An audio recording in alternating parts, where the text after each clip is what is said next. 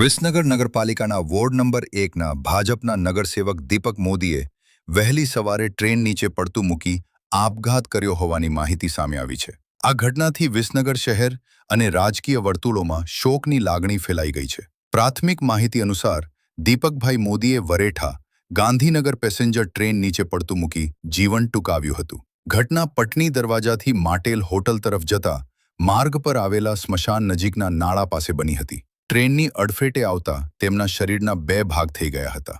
પોસ્ટમોર્ટમની કાર્યવાહી પૂર્ણ થયા બાદ તેમના નિવાસસ્થાન ગણેશનગર સોસાયટી કાંસા એનએ વિસ્તારમાંથી અંતિમ યાત્રા નીકળી હતી. પરિવારજનો અને શુભેચ્છકોની ઉપસ્થિતિમાં તેમને વિસનગરના સ્મશાનગૃહ ખાતે ઇલેક્ટ્રિક ભઠ્ઠીમાં અંતિમ સંસ્કાર કરવામાં આવ્યા હતા.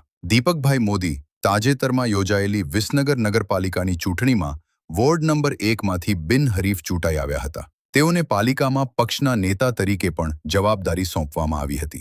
54 વર્ષીય દીપકભાઈ સામાજિક અને સેવાકીય પ્રવૃત્તિઓમાં સક્રિય હતા. તેમજ રાષ્ટ્રીય સ્વયંસેવક સંઘ RSS સાથે પણ સંકળાયેલા હતા. મહિલા સખી મંડળ અને ગૃહ ઉદ્યોગના સંચાલન દ્વારા મહિલા સશક્તિકરણ અને સ્થાનિક રોજગારીના ક્ષેત્રમાં તેમણે નોંધપાત્ર યોગદાન આપ્યું હતું. તેમના પરિવારમાં પત્ની, 2 પુત્ર અને 1 પુત્રી છે. તેમના પત્ની ભારતીબેન મોદી કાંસા એનએ પંચાયતના સભ્ય તરીકે સેવા આપી ચૂક્યા છે. આ દુઃખદ ઘટનાના કારણો અંગે પોલીસ દ્વારા વધુ તપાસ હાથ ધરવામાં આવી રહી છે. દીપકભાઈના અવસાનથી વિસનગરમાં શોકનું મોજું ફરી વળ્યું છે.